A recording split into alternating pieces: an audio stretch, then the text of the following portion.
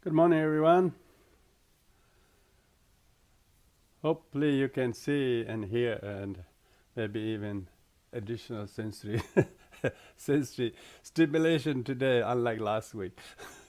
Good morning and welcome everyone, and well zooming and this is Tibetan Buddhist Society Canberra. We are doing the regular Sunday morning talk. This time we are doing series of talk on life of the Buddha. So I'm going to repeat the last week's talk because we realized it was not successful on all fronts because we were Yo bought a new camera and so on. We tried to do we have one setup in our center in Holder, and then we try to have another second setup here at home, because we are not opening the center these days because of the COVID-19 situation. So we are hopefully today it will go without any hitch. But in any case, thank you for everybody joining us together. Talking about the life of Buddha very much nails down to some of the very fundamental teachings that the Buddha's teaching are relevant in everyone's life. So today we're going to continue on that theme. But first of all, we will do the refuge, which is the prayer to renew our commitment and our faith, and our on affirmation of the truthfulness or usefulness and how valid a path, a spiritual path, the teachings of the Buddha is. The Dharma is the actual path, and the Buddha is the actual teacher, and the enlightened teacher is the Buddha. His teachings therefore are enlightening because the Dharma is only Buddha taught it. Nobody else can teach the Dharma, then actually retell the teachings of the Buddha that he already taught in 84,000 discourses in the past. I don't think anybody else has been able to teach even quarter of that many discourses in their whole life. So therefore all the teachings are the Buddha's, and so the Buddha, the Dharma, the Sangha, these three are the refuge. So we're going to do the refuge first. Refuge is an affirmation as well as validation of the teachings through our limited experiences. We know how medicine the Dharma is, and so we want to practice the medicine. We want to practice the right kind of attitude. So when we're saying the refuge, that's what we're really reiterating that to ourselves, and we therefore hold our fellowship and Sangha very, very dear. And so therefore it's very nice to have you all, for instance, to be the actual live audience, both on Zoom and Facebook and YouTube, and which we now gets at least a couple of thousand every week. People get to access these teachings, so which makes our effort worthwhile. So thank you very much. To affirm that, we will do the refuge, and then we do the Four Immeasurables, which is Four Immeasurables is just reminder again to, if you really believe in the Dharma, you got to always practice loving kindness, and particularly with sentient beings who are very difficult, and whose aggression or whose behaviors and what they do or say are not really beneficial to them and to you or relationship. Well, you try to still respond lovingly, compassionately, kindly, in a way that they are not so well in their mind and their life and karma. And so we have to be very tender and be like a good nurse, because we are Sangha. Remember, we are Sangha. We have to practice nurse with loving kindness training, nurse with loving kindness training, registered nurse with loving kindness training, registered nurse with compassion training, registered nurse with a lot of joy in her job, and doesn't treat her job as a job, but treat as a service. And so we need to try to face difficulties with a delightful way to how to overcome this and minimize the suffering that sentient beings can't cope, and hence bring the joy and good in ourselves, and therefore bring the good in others. That's a really joyfulness. And then, of course, the equanimity. So then we will have good reason to let something go. Those things we could not totally change on the in real time. We still know that it will change very soon later if we just treat it equanimously with some degree of indifference without getting caught up in them, which is really important. So this for immeasurables and refuge we always do at the beginning, but it doesn't mean you just do at the beginning, not thereafter. We do it all the time. Just a reminder to have that. So let's do that first, everyone.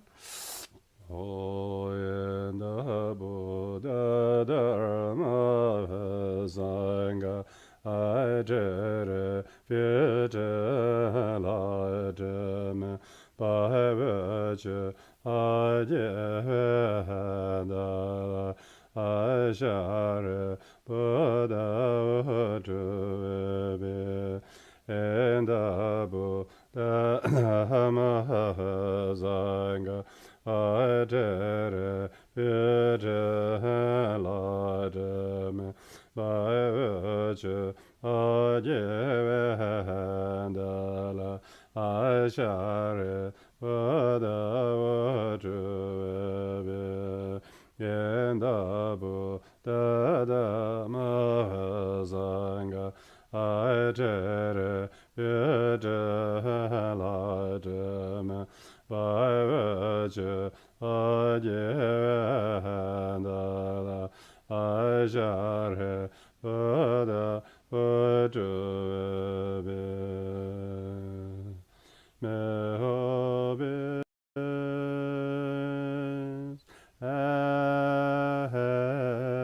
happiness and the cause of happiness, may they be free from suffering, and the cause of suffering, may they never from the happiness that knows no suffering, may they dwell equanimity, free from attachment and aversion to those near and far. May all beings happiness and the cause of happiness, may they be free from suffering, and the cause of suffering, may they never part from the happiness that knows no suffering, may they dwell equanimity, free from attachment and aversion to those near and far. May all beings happiness and the cause of happiness, may they be free from suffering, and the cause of suffering, may they never part from the happiness that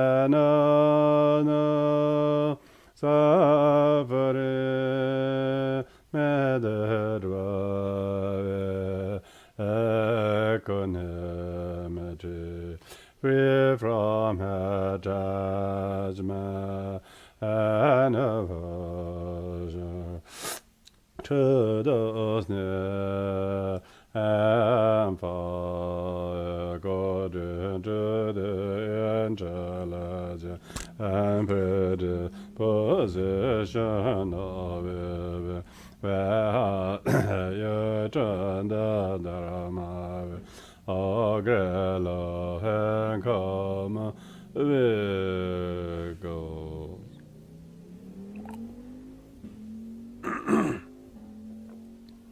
So, we are currently looking at the life of the Buddha, which we can never be bored of, because every time you look at the certain episode life of Buddha, the teaching becomes even more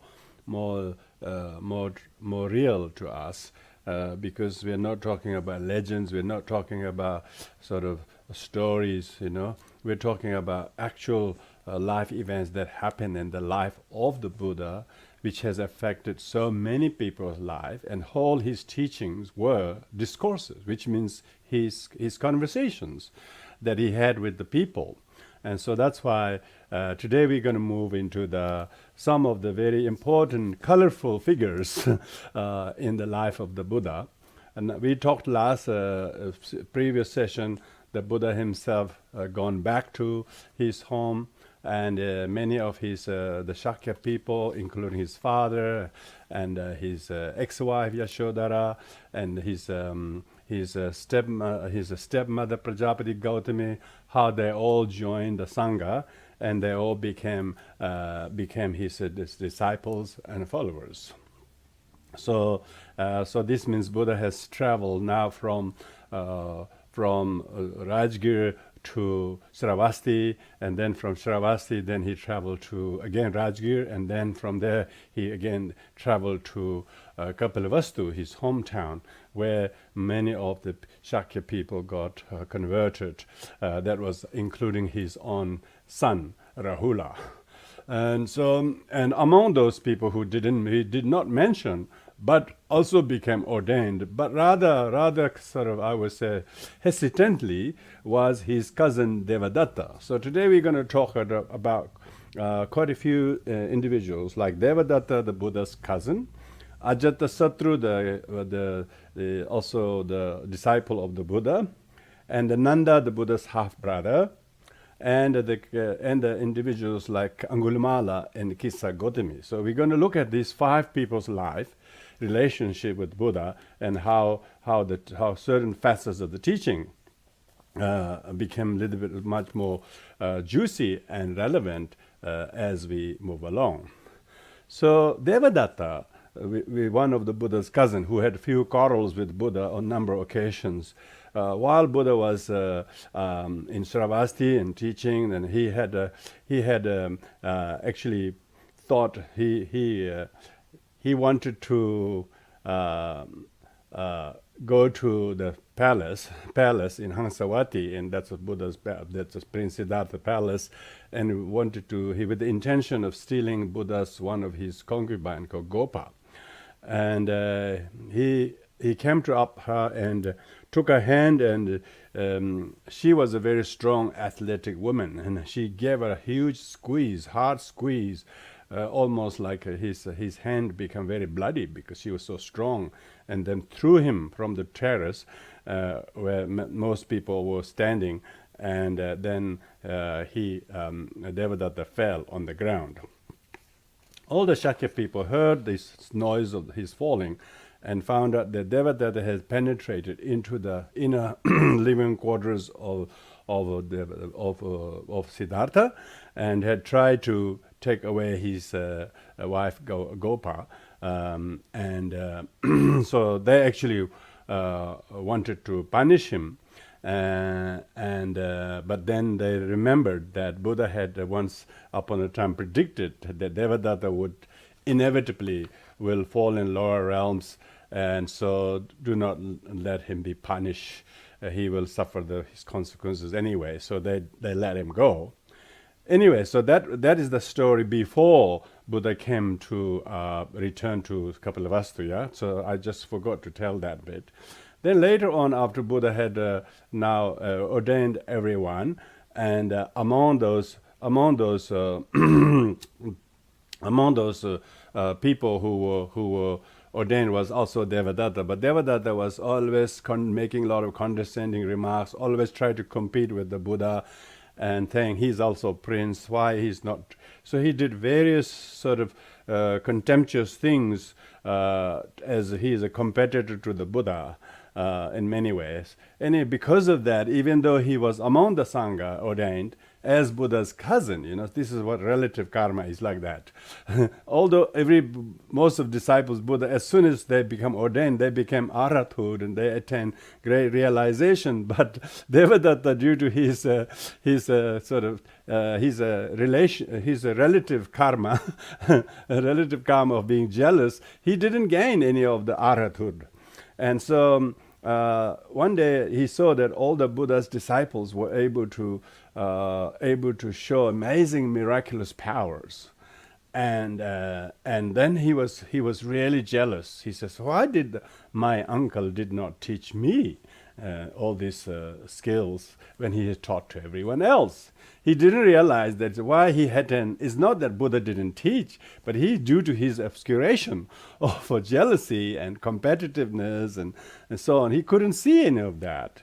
Anyway, then Devadatta thought, maybe I should personally go to him to ask him to teach me. So there one day, then Devadatta went to the Buddha that someone should teach me these magical powers that everybody has, and he asked firstly Buddha to teach him the magical spells. But the Buddha, who knew very well that what Devadatta will use if he get to achieve those magic powers, said that, "Oh Gautama, devote yourself to virtue. And by that means you will acquire those magical virtues and other powers. And therefore, Devadatta, devote yourself to acquiring those spiritual insight and superior knowledge, and you will acquire those magical powers automatically as a part of it. Just like you grow seed, you grow harvest, and you will always get the chaff from the grains anyway. So the magical powers is very nothing." And so seeing the Buddha would not teach him directly, emphasizing that he should go and do the practice, then Devadatta went to the senior arhats like Kaudinya, Aswajita, Badrika, and others, asked them to teach him the magical spells. And they knew that was why the Buddha did not directly help to teach him. So they each also successfully answered him, "Devadatta, learn to rightly understand the rupa, meaning form aggregate, and then you will acquire the magical powers. Devadatta, you should learn rightly to understand the aggregate of feeling. Devadatta, you should learn to rightly the aggregate of perception, and you should understand the aggregate of volition, and so on." They say you will naturally learn to overcome your own mind, and you will lift the wrong views regarding the self-associated five aggregates. You will gain them. And so they wouldn't teach him directly, saying these teachings. Then Devadatta went to the Dashabala Venerable Kashyapa. Kashyapa straight away embraced him and taught him all the things. And he said, he said to Devadatta, because he didn't take any sides of Devadatta's sort of contempt with Buddha, nor he was directly influenced by some of the other people's views. So Kashyapa taught him the way, and then Devadatta persevered very hard without sleeping during the night, and then he really entered into deep meditative state, and he acquired many magical powers, and that he was able to multiply his body into many, and then he would retract all the multiplied body into himself, and then he could fly, he could penetrate through the walls, he could become invisible, and he could float on the on the walk on the river without being sinking. He could fly in the sky, and he could sit cross-legged in the air like a winged animals, and he could make his body to produce burning and fire, and also causing a lot of downpour of water coming in his body. So his body could become as bright as the sun and moon. So Devadatta acquired all those magical powers by learning to do the deep meditative state. So then he thought, so he said that now that I have become so able to do this, then he went to what do we call to Magadha, which is in Rajgir. He wanted to now influence the king Ajatasattu. Ajatasattu is the prince of the King Bimbisara, and so Ajatasattu is a young prince, so he wanted to go and influence the young prince to become his disciple, Devadatta. And he also knew that he need an ally, strong ally, to be able to create his own ministry. So his intention was all wrong. He wanted to compete with the Buddha. And anyway, so he went to Magadha, and then because he was able to show all these powerful magical things, that he could transform himself into elephant and then appear in front of the king's palace in a form of an elephant, and then transform himself as a bhikshu, as a Devadatta. And in the meantime, Ajatasattu was completely enchanted by Devadatta.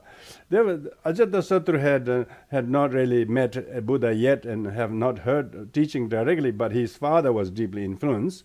Ajatasattu has himself been recently coronated, so we come to that later on. Anyway, so he was able to, he became the follower of Devadatta. Devadatta now influenced him to be his preceptor, and seeing the Devadatta having such magic powers, the Prince Ajatasattu believed in him, and each morning he would do many wonderful things to pay homage to Devadatta, and Devadatta has already acquired 500 or more followers of his own. And then he became so arrogant in his gaining the followers, and king becoming his benefactors, and so on and so forth. But he still knew that his cousin Buddha was far more famous and well loved and well respected than he was. But and then he was trying to see some fault in the teachings and precepts or conduct of Shakyamuni Buddha and his followers. And then as a result of the Devadatta was very indignant with the Shakyamuni Buddha, and he was very dissatisfied with himself, not having directly given him the teachings, but now he have acquired those magical powers, having learned himself. So therefore, one day he went to the Buddha. He wanted to really put the Buddha on the spot and try to cause schism. And he said, I am now as good as, if not better, I'm just as good as Siddhartha Gautama. I'm also a Shakya Prince Devadatta, and I think that we should make some change in the Sangha's rules. He says there were 5 fundamental rules that Buddha and his disciples follow, which he don't disagree. And they were, he says, Buddha and his disciples eat curds and milk. He says we will not do that because that's taking from the calves. And the second one is that Buddha also eat meat. People offer meat, he will eat it, and he says that we will never accept meat because it come from the killed animals. So second. Third is that he says also Buddha also takes salt. He says we will not use salt because salt is produced from the mass of sweat. I don't know whether that's the case or not. Anyway, fourth one was that Buddha, Gautama Buddha wears gowns offered by people and have cut all the fringes. he says, but he will wear those gowns with the long fringes because all the weavers have spent hours and hours to make long fringes, and why waste the effort? You're disregarding disregarding the effort of people. And then he says the Gautama Buddha and his followers live only in the wilds and the wood, and then the follower have to travel long distance to offer food, which is very inconvenient for the devotees. He says, whereas my followers will live in the villages, so that people can offer the food very easily. So he was making quite a lot of controversial but quite divisive regime, and he definitely managed to put some doubt sow some seeds of doubt in many followers' mind, and he was able to attract quite a few followers by doing that. Anyway, when this was all happening, what we're talking about is Devadatta has in the meantime now succeeded to divide the Sangha and cause schism, and he has become quite famous as well, because people thought he was also one of the Shakyas. Why not? But he hasn't quite yet become a what do you call the full-fledged arhat, but he has reached certain levels of arhat, but not full-fledged arhat.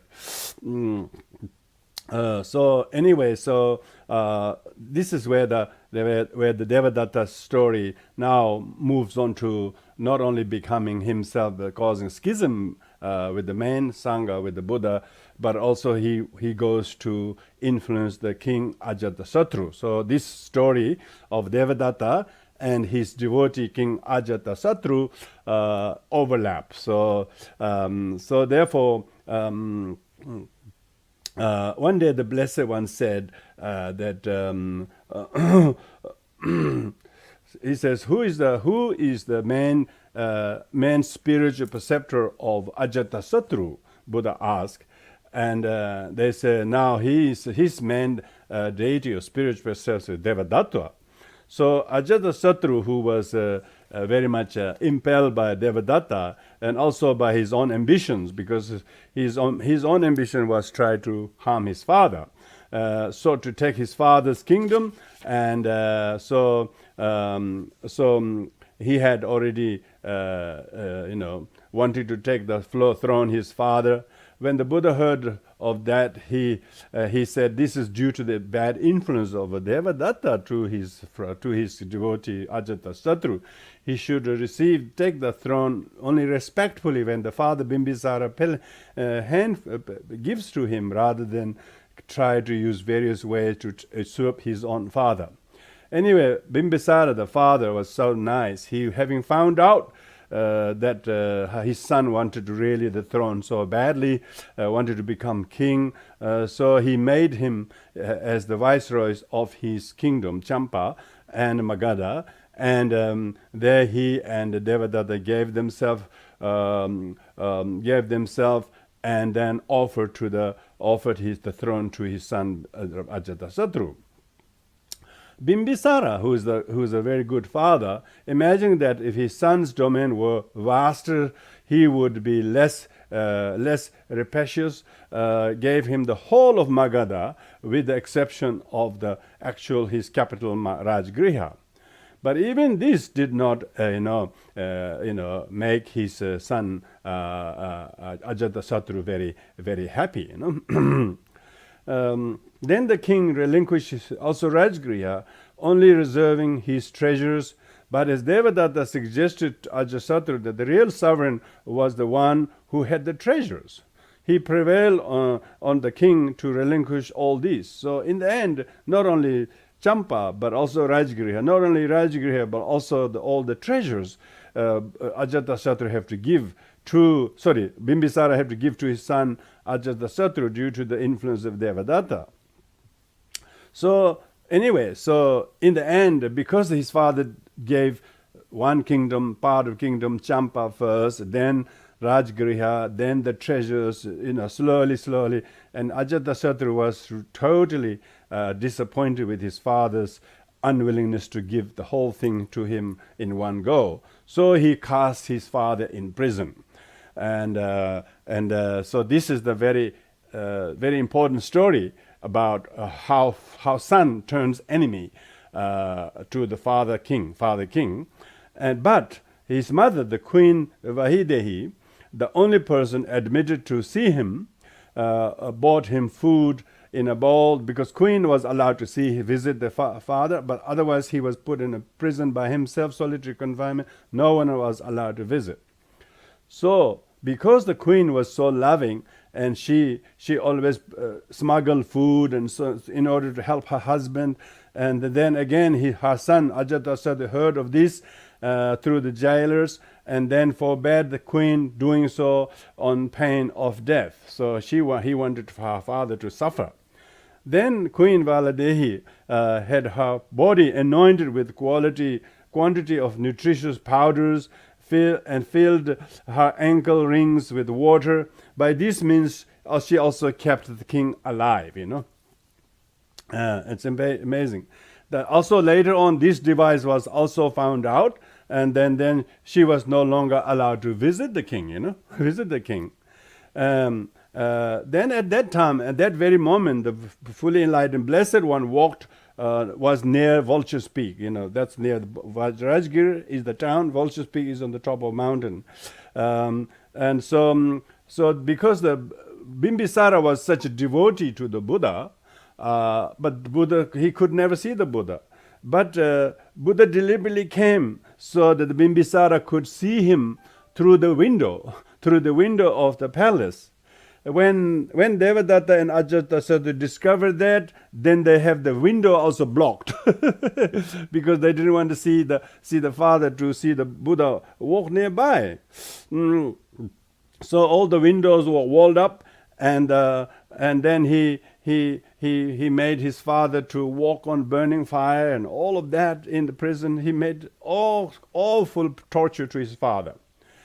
And then the Blessed One, Shakyamuni Buddha, sent Moggallana, his disciple, magical disciple, Moggallana, into the prison, and comforted the king that he should not worry about this life's torture in the prison, but because of his faith in the Dharma, next life he will be reborn in the region of the four guardians.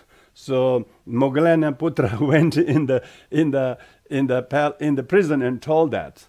So this is quite interesting, yeah. This king Bimbisara was very virtuous, did all the things, but for some reason of his dint of his many lifetimes karma, he had to suffer in the prison, and therefore Buddha sent his Moggallana Putra to give assurance to the king, so that he doesn't have to worry about that. The law of karma will not let him down, but he will earn a good place in the future.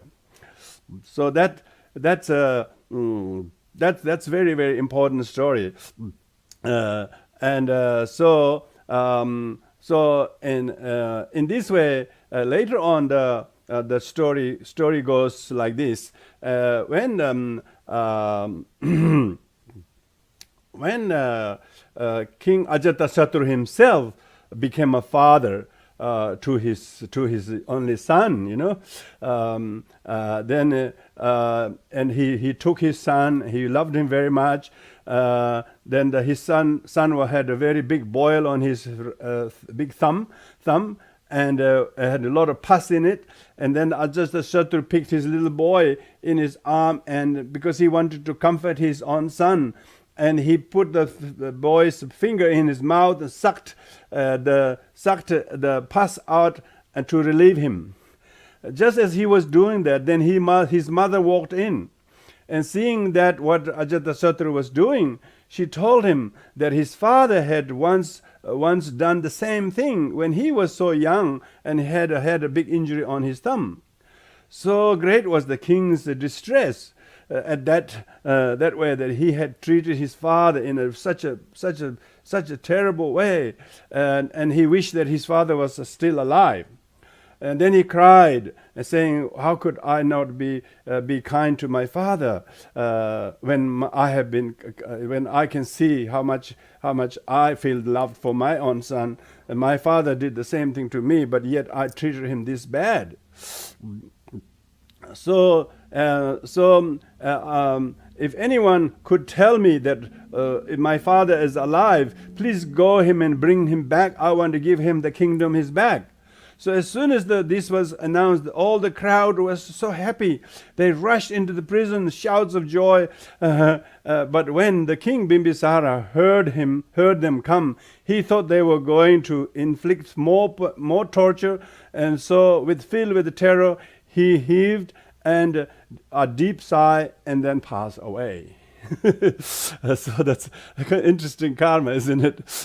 His son wanted to go and save him, and his father thought he was going to torture him more, and then he dies. So this is very interesting story about not only about the Buddha the King Ajatasattu and how he mistreated his father, and what kind of karma there may have been between them in the previous. There are lots of stories about Buddha actually explains the nature of the King Ajatasattu in his father's karma, that they have to be like that in this life, but we wouldn't have time to go over that. Now we wanted to move on to the story of Buddha's half-brother called Nanda. Buddha's half-brother called Nanda was, of course, his half-brother because his mother is Prajapati Gautami, the first Buddhist nun, and now when Buddha returned to Kapilavastu, everybody got ordained.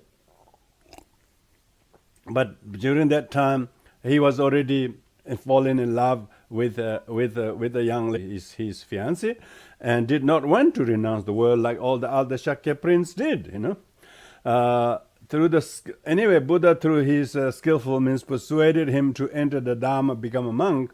But Nanda was not interested. He said, no, not me, not me. So to the top of a very beautiful snowy mountain and showed him a one-eyed monkey. And Buddha asked Nanda, which do you think is more beautiful, this monkey or your wife Pundarika? Pundarika was a very beautiful girl, by the way. So Buddha said, who is more beautiful, this she-monkey or your wife? Of course, Nanda said, my wife is more beautiful than anybody, let alone this she-monkey. She is more beautiful. She's 100,000 times more beautiful than anyone else. What are you talking about? You're trying to ruin my feelings for her. What is it? Good, the Buddha replied.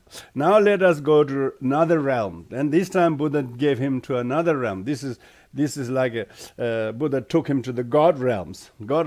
When they arrived in the God realm, Buddha sat down and told Nanda to go and have a look around, and how the god lived in their own palace, and then he went and looked around, surrounded by many young goddesses and enjoying conceivable pleasure, happiness, and abundance. However, there was one palace with numerous goddesses, but no god. And Nanda asked why, and was told that in the realm of humans there is a man called Nanda, and who is following strict monastic disciplines. This action will earn him a good place to be reborn among the gods. This place is for him so that he can spend time with his goddesses. People told him that. And Nanda was overjoyed. And he went back to the Buddha and said, he went back to the Buddha, who asked him, did you see the god realm? Certainly did, replied Nanda. Good. Which do you will find more beautiful, your wife or the young goddesses?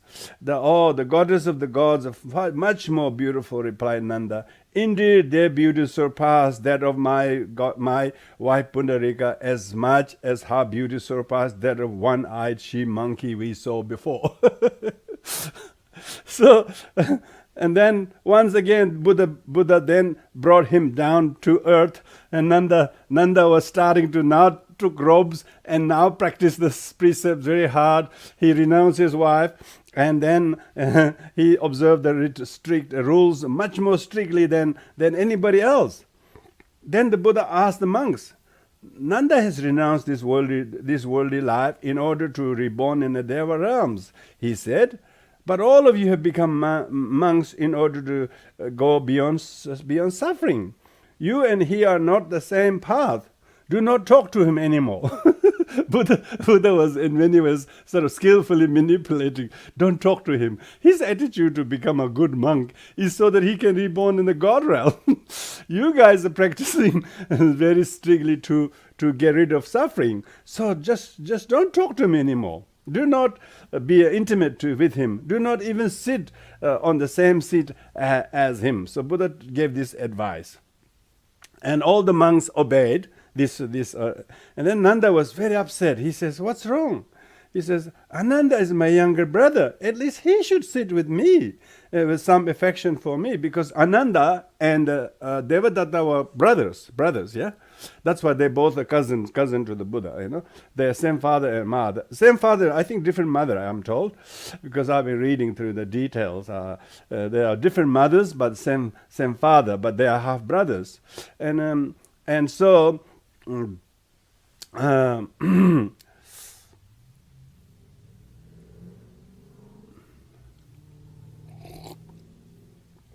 So what happened was, when everybody was Nanda was heartbroken, yeah. So at least when this was happening, all the monks obeyed Buddha's advice, and even Ananda wouldn't sit next to him.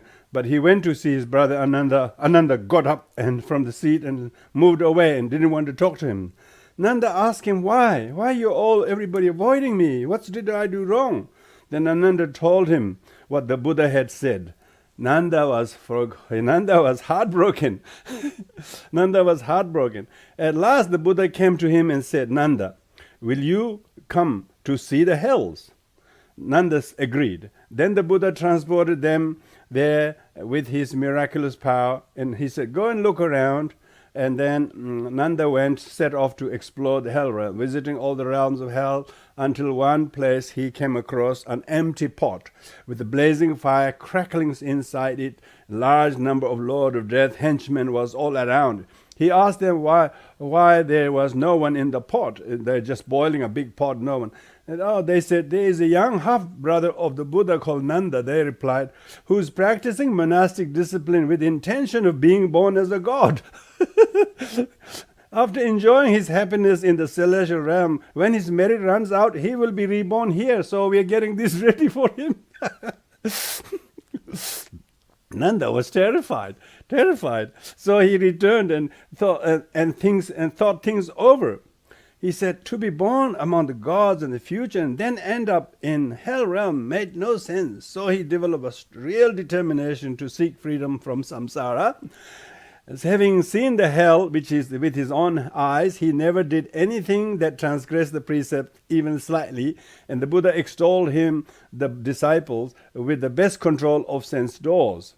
So what we are talking about is since then, that was the story. Then Buddha said, now we have to make sure that in the monasteries, the what you call veranda, we should draw up the wheel of life, which shows the heavenly realms, like the Nanda was shown first, yeah? And then the hell realms, Nanda was shown later. So where you will end up as a consequence of your actions. So because he realized how quickly Nanda was influenced and changed. Because otherwise Nanda wouldn't do a change, wouldn't do a thing. So therefore, when we see the picture of hell, you know, we couldn't believe it, you know. We feel still we couldn't believe it, but we think we become slightly frightened. Now in Nanda's case, it wasn't picture. He was taken directly to the hell realms and the God realms, the consequences of those results. So in the end, of course, Nanda was completely transformed. So ordinary people like us, you know, a simple picture of hell can frighten us and can therefore reinforce the aspiration to gain liberation from samsara. It is for this reason the Buddha instructed his monks to draw the wheel of life, a big one, at the door of the temples. As soon as people come, you just explain them so then you actually explain the wheel of life and how sentient beings create their own kind of karmic conditionings.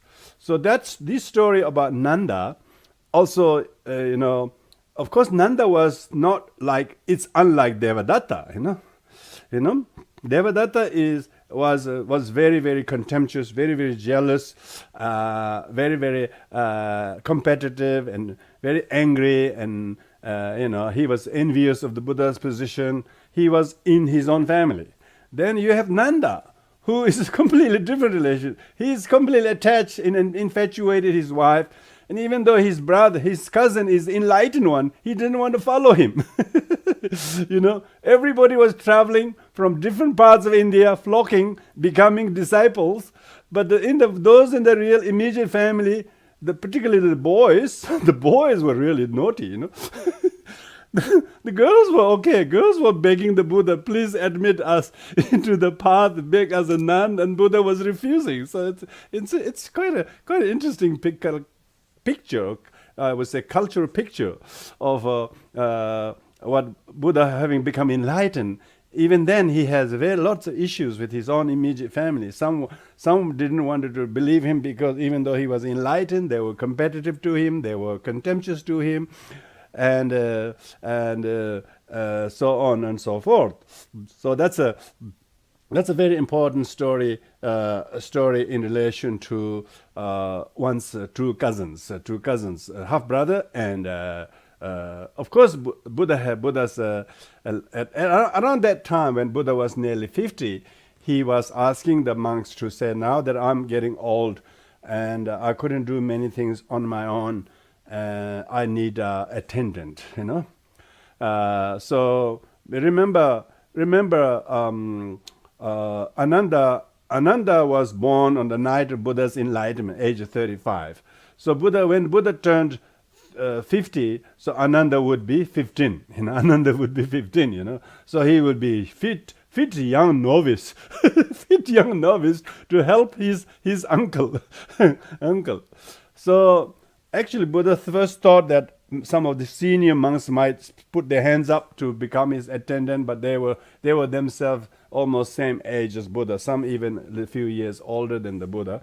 So in the end, they all chose Ananda as Buddha's main attendant. So with Ananda, of course, we will come to later on some of the interesting problems that Ananda had in his life.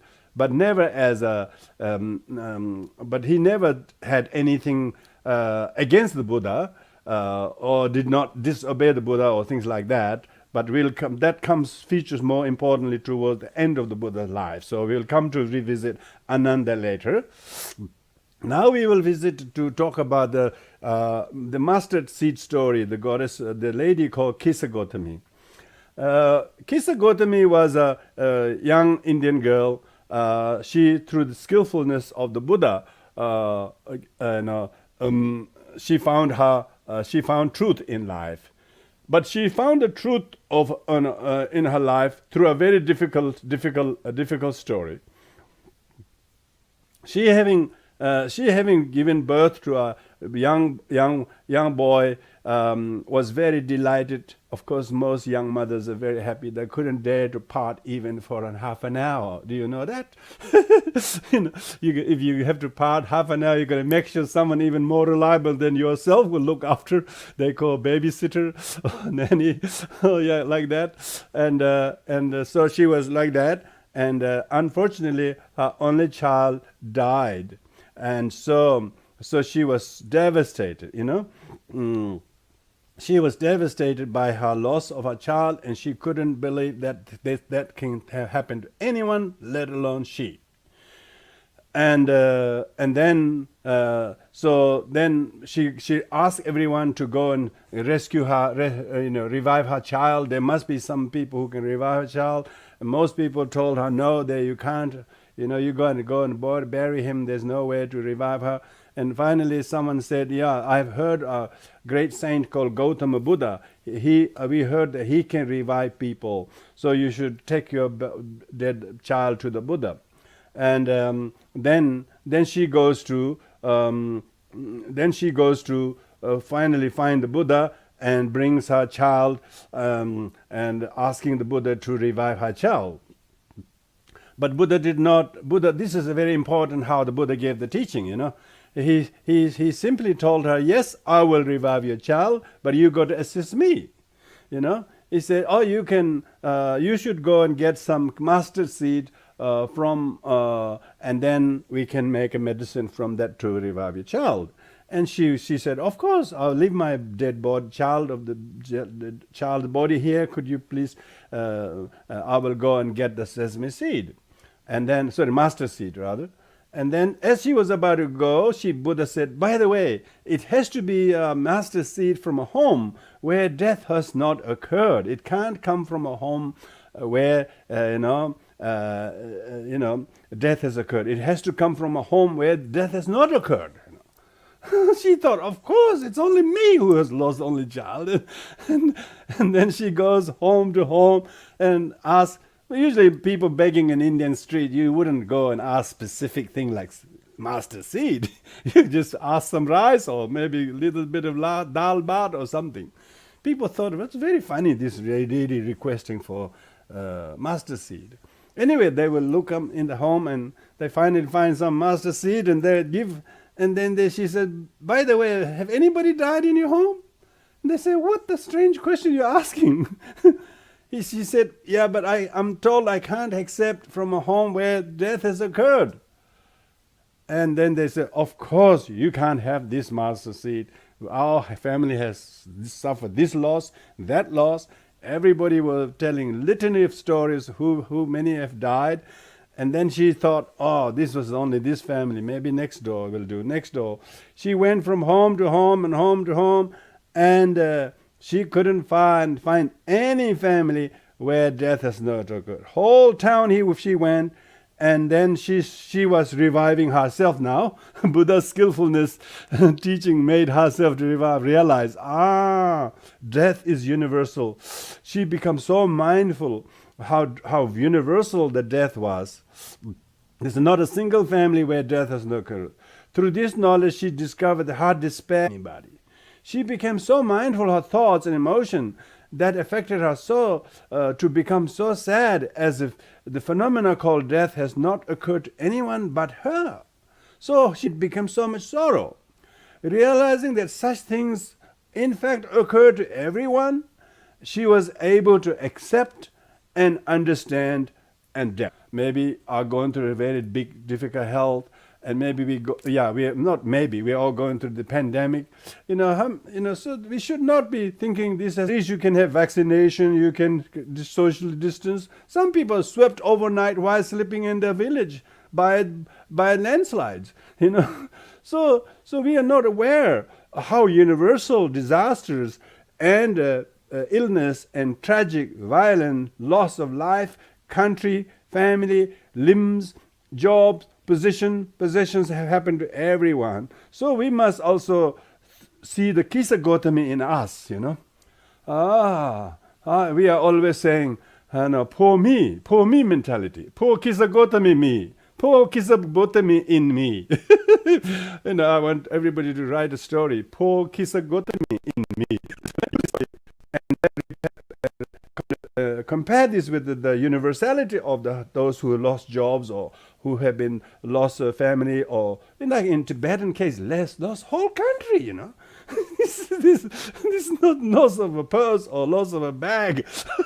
This is being not fired from a job, lost whole country. So she was able to meditate and come to realize the power of the mindfulness of the universality of death.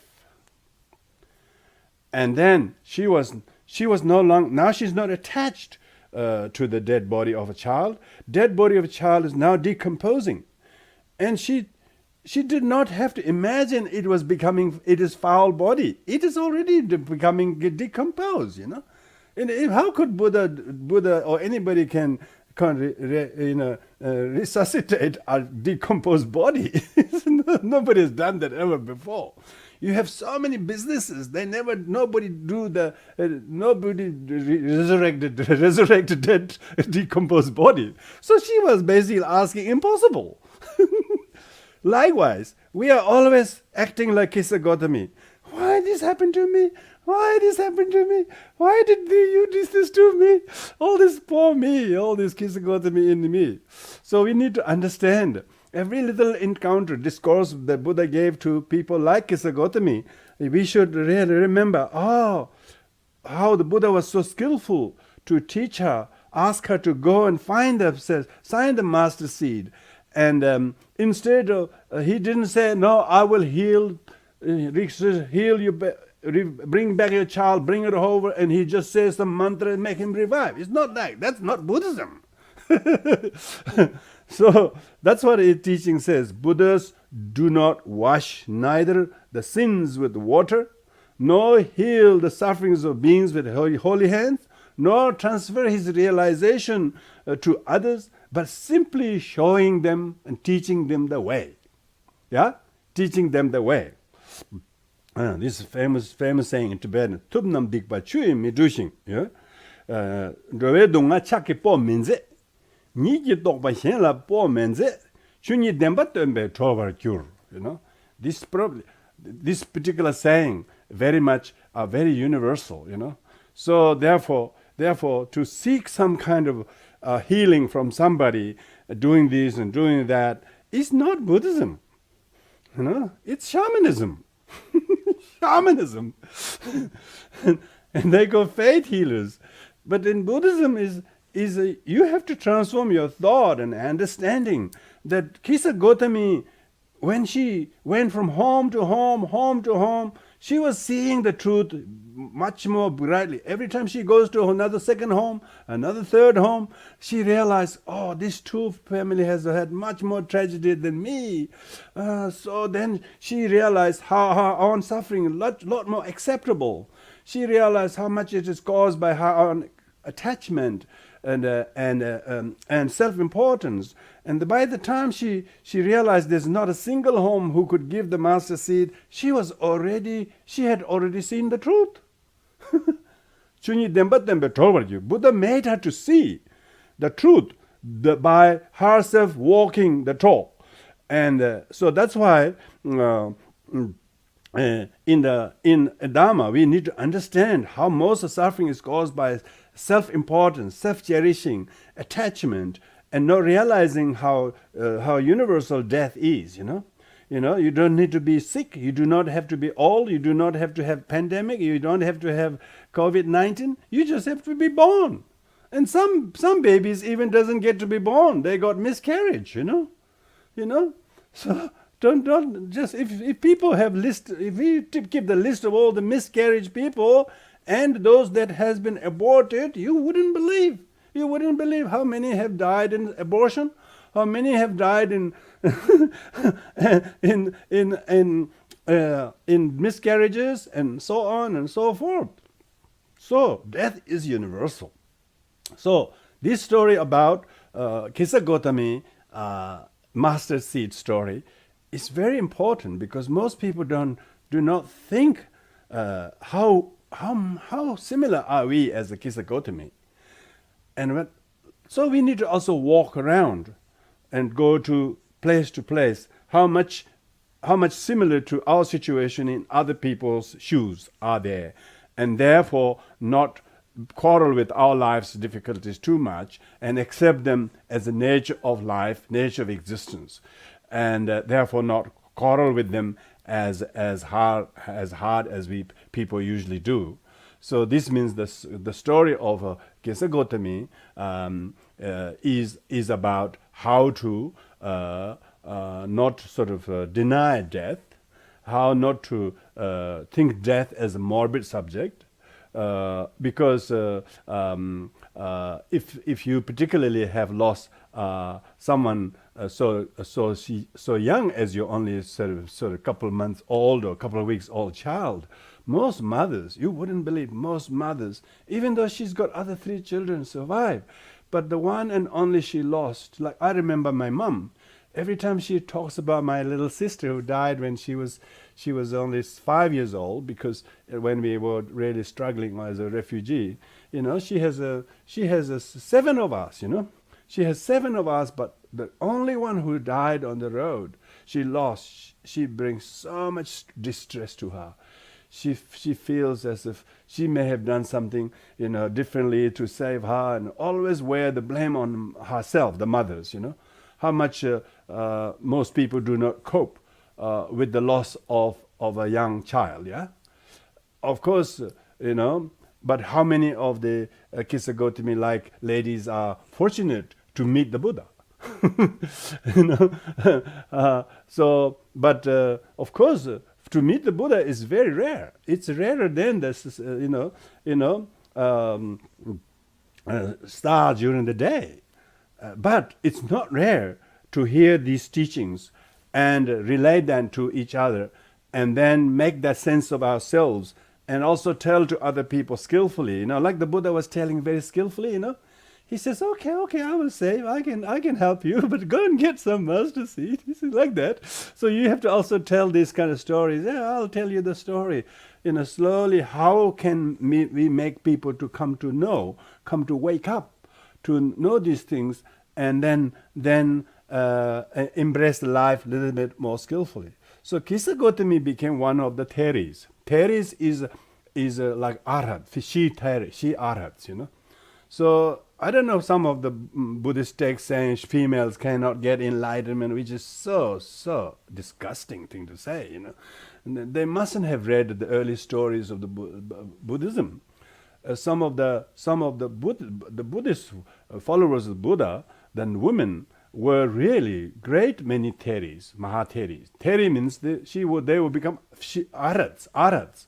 Now, if you can become arhat in a female body, and you're telling us you can't become bodhisattvas in a female body? Come on, give me a break, So we need to encourage everybody that they all have the Buddha potential, and not make some of the texts very much like sutra centric. Some sutras say things like that, but they have some reason to say that on a particular audience it was addressing.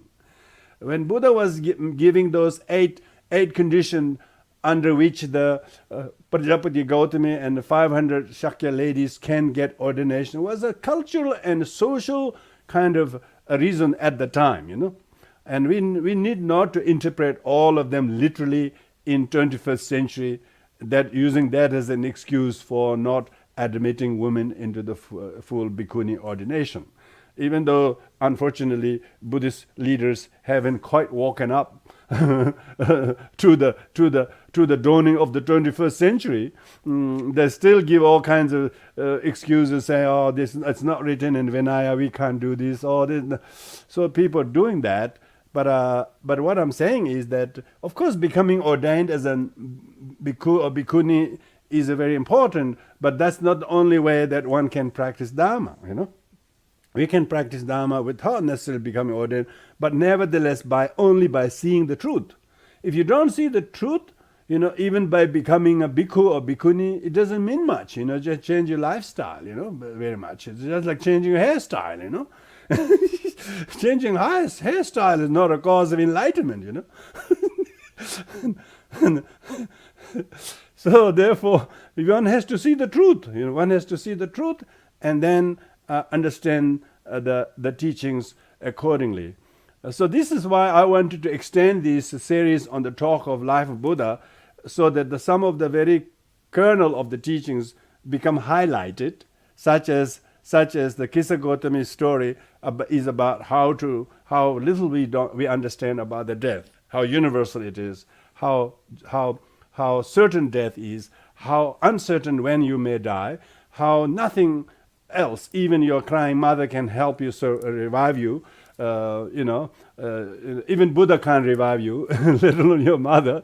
So therefore, your death is certain, and time is very, very certainly getting much closer than before, much closer, and nothing else you have saved or kept or insured will help you but your good karma and the Dharma practice that you have. So that's really the moral of the story of Kisagotami, and as well as the stories related to Nanda and King Ajatasattu, and the story of Devadatta. That's what we will conclude today. But some of the stories about Ajatasattu and Ananda we will feature later also even more, because there are more teachings that comes from why a father has to be killed by his son, who is why this kind of strange weird karma they have earned. Because the son Ajatasattu, when was given birth, he was given the name Ajatasattu, meaning Ajata meaning before being born. Shatru means enemy. He was already enemy before he was born to his father in his past life. So he was born to take revenge to his father in this life. And yet the father gave everything to him, did everything to him, but the son has a karma, the unfinished karma from past life, and he's actually have this unfinished enmity from past life, to the extent that he actually be unashamedly put his father into prison and killed him in prison. So there are amazing past life karmic stories about this in some of the other sutras. So we might be able to cover that because that will be in another episode. So this is where we're going to conclude.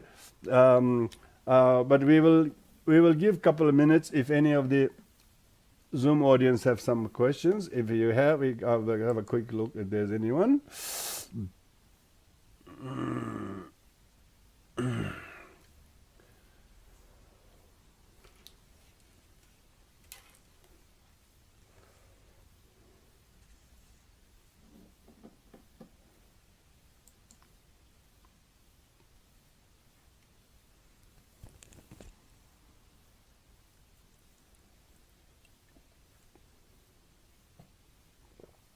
So anybody want to ask a question, please unmute yourself.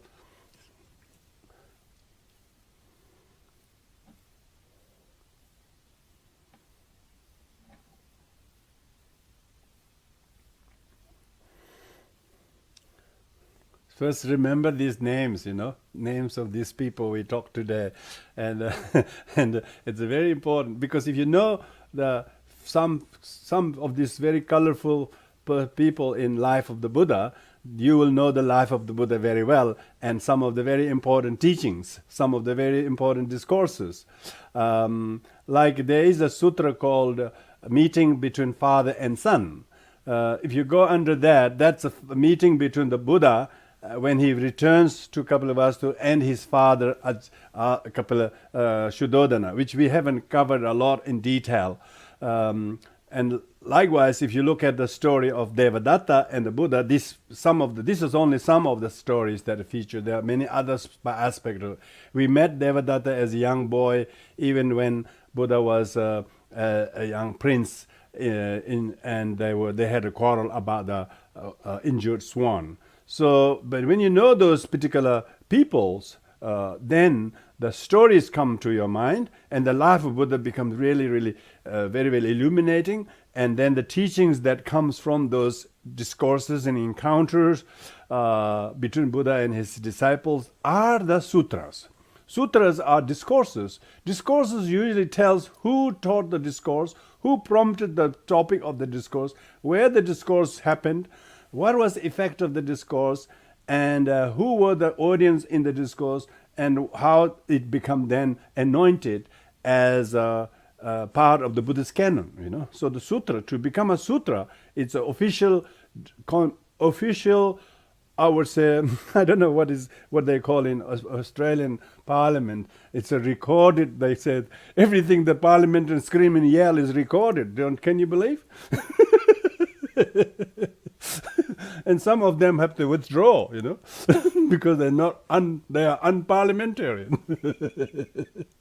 So all the sutras are recorded, all the exchanges between the Buddha and his opponents, his rivals, and his devotees, his benefactors, his admirers.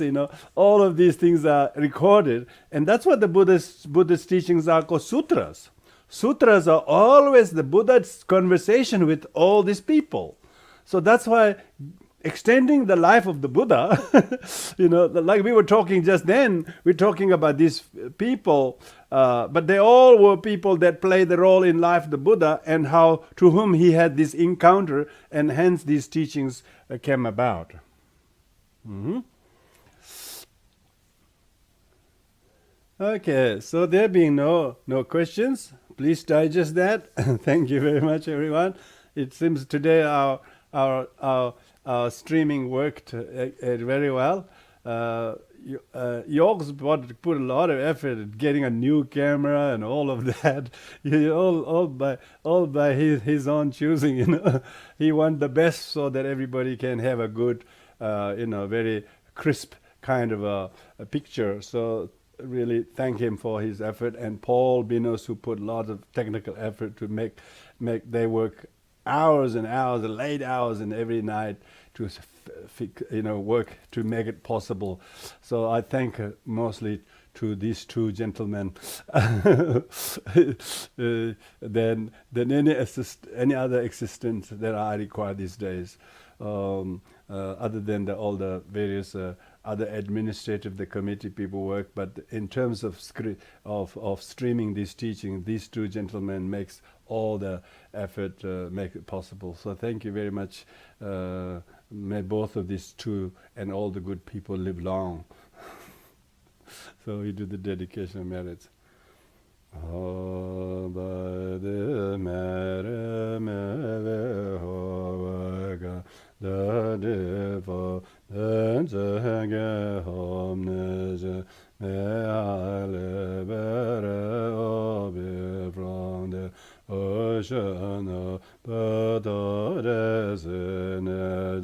Herenda Mahayana Jijin whatever merit I have agreed, may hope begins and levels to hold the Mahayana Jijin courage manjushin yodin as ama Trabhajadilava follow it all the example Ajadege all the mere Meda Hexalem Bodhijita Teba Vedanayadazo Ved has been vomiting freely without generation.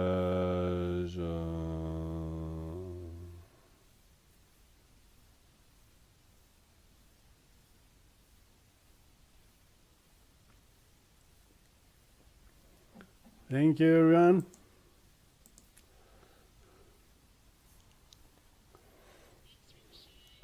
Welcome. Thank you.